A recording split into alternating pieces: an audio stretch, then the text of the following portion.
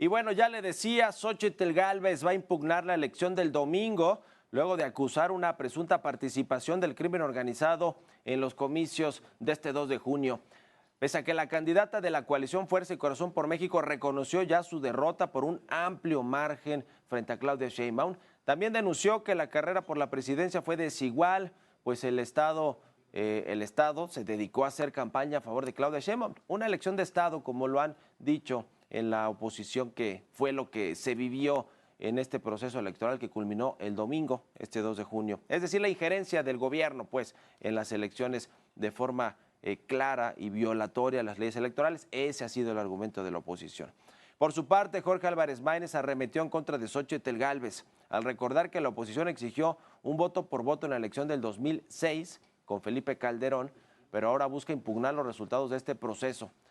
El abanderado de Movimiento Ciudadano ironizó al pedirle a Xóchitl Gálvez que acepte su derrota, misma que tiene un diferencial de más del 30% con respecto a Claudia Sheinbaum. Y Claudia Sheinbaum no solo hará historia en el país al convertirse en la primera mujer presidenta de México, también por ser la candidata que superó incluso a Andrés Manuel López Obrador en términos de votos.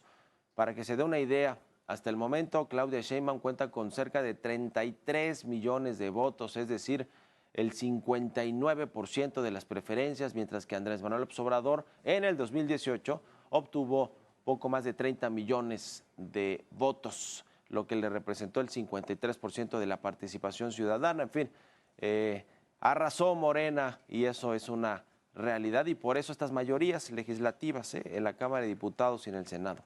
Y por cierto, Guadalupe Acosta Naranjo, el integrante del Frente Cívico Nacional, le pidió a la ciudadanía cotejar los resultados con los cómputos distritales que tendrán lugar el miércoles, luego de que denunciaran que no coinciden con las sábanas de las casillas con lo reportado en esta plataforma del PREP del INE. Así fue como lo dijo. Tenemos dudas de que lo que está reflejado en el PREP corresponda a lo que pasó en las casillas y lo que se reflejó en estas sábanas.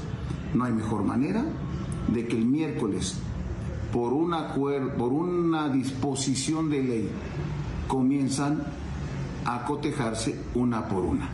Donde haya diferencias, incluso se pueden abrir los paquetes y se puede volver a contar los votos uno por uno.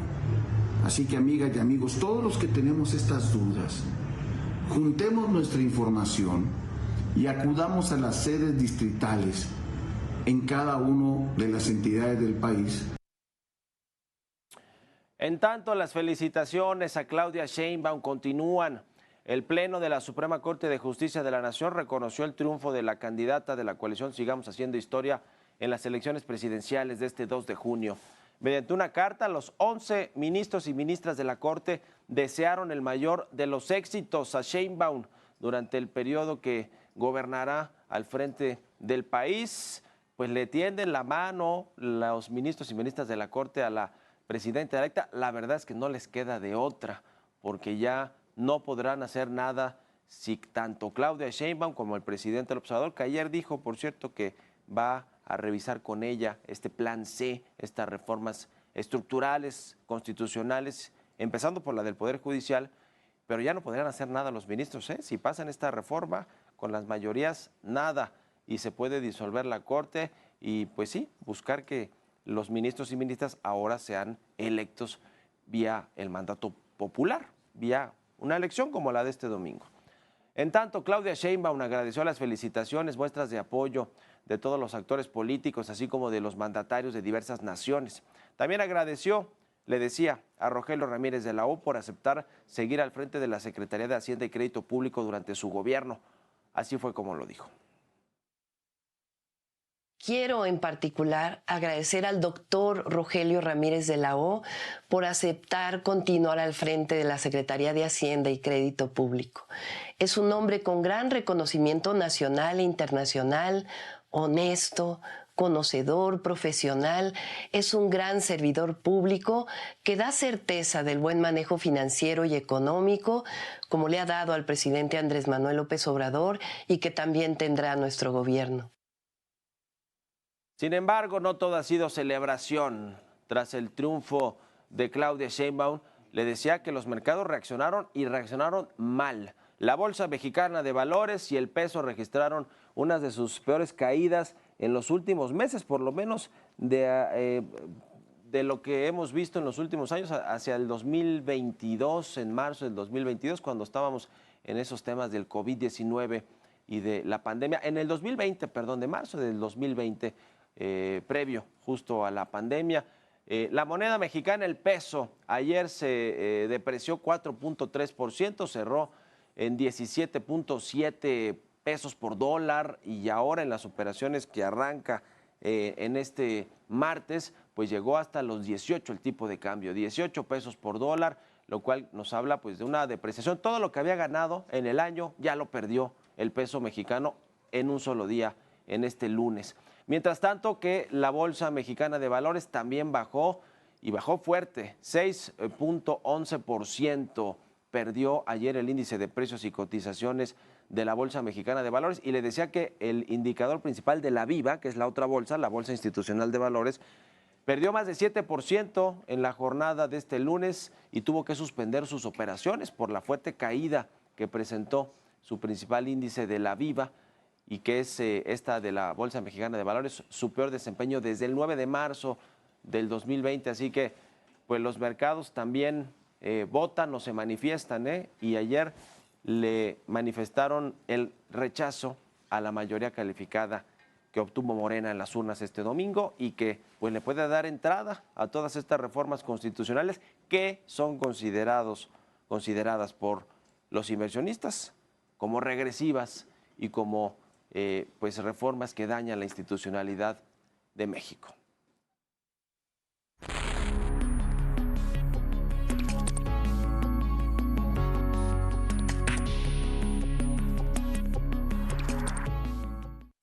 Ya le decía que en estos momentos el secretario de Hacienda y Crédito Público de México, Rogelio Ramírez de la O, quien va a ser ratificado para otro mandato en el siguiente gobierno, está hablando con los inversionistas, con los grandes gestores de fondos de inversión, con los bancos privados. Es una llamada privada, no es una conferencia, que por cierto, no solamente es un mensaje, no tiene preguntas y respuestas. Me parece que esto es sintomático de que Rogelio Ramírez de la O, por más que quiera salir a decir que este triunfo abrumador de Morena, que es muy legítimo, es un triunfo ciudadano, es un triunfo democrático, donde la mayoría de los mexicanos se manifestaron para otorgar un mandato a Morena, para otorgarle el mandato a Claudia Sheinbaum y a los legisladores que nos representan o que van a representarnos, en particular hablando de Morena y de los partidos aliados, pero también a la oposición. Ese es el mandato popular. Es muy legítimo y es legítimo que tengan las mayorías constitucionales como las lograron finalmente en la Cámara de Diputados y le decía prácticamente también en el Senado de la República. Sin embargo, hay otros poderes fácticos, vamos a llamarlos así, a los mercados, a los inversionistas, que también tienen todo su derecho legítimo de manifestarse contra lo que creen que va a ser regresivo y que va a afectar a México, a la economía, a sus intereses. Me parece que es legítimo que los mercados este lunes se hayan manifestado de esta manera, hayan reaccionado negativamente a este enorme poder que ya acumulaba Morena y que no solo ratificó y consolidó en esta elección del domingo, sino que acrecentó con fuerza este poder, le decía, sobre todo en las cámaras, donde pasan las iniciativas, donde pasan las reformas constitucionales como las que ya mandó el presidente López Obrador y que ayer mismo dijo que la del Poder Judicial, la de la Suprema Corte de Justicia va, la de los ministros y ministras que sean electos por voto popular, que esa reforma va y que la va a platicar con Claudia Sheinbaum. Aquí la pregunta clave de fondo con esta reunión que está teniendo Ramírez de la O con los inversionistas es, ¿va a lograr realmente apaciguarlos? Es decir, el mensaje que les puede dar Ramírez de la O, ¿de qué tipo de mensaje les puede dar? Porque los inversionistas lo que les preocupa es que llegue septiembre, se instale la nueva legislatura y el presidente con alzar un dedo diga, pasan todas mis reformas, incluida la del Poder Judicial, la de desaparecer los organismos autónomos, la reforma en contra del INE, también para desaparecer al INE y modificar el sistema electoral y algunas otras, pero digamos que estas son las más importantes, las que tienen nerviosos a los inversionistas. ¿Qué les podría decir Rogelio Ramírez de la O a los inversionistas? ¿Que estas reformas no van a pasar? Yo creo que no le alcanza, no tiene esa posibilidad de pedirle ni a Claudia Sheinbaum ni al presidente López Obrador que no pasen esas reformas. Tal vez le pueda decir que van a buscar que tengan consensos de la oposición, que integren algunas dudas que han tenido los juristas, los especialistas en temas constitucionales del Poder Judicial y que se van a incluir en esa propuesta, que no sabemos, porque ese es un tema de los legisladores.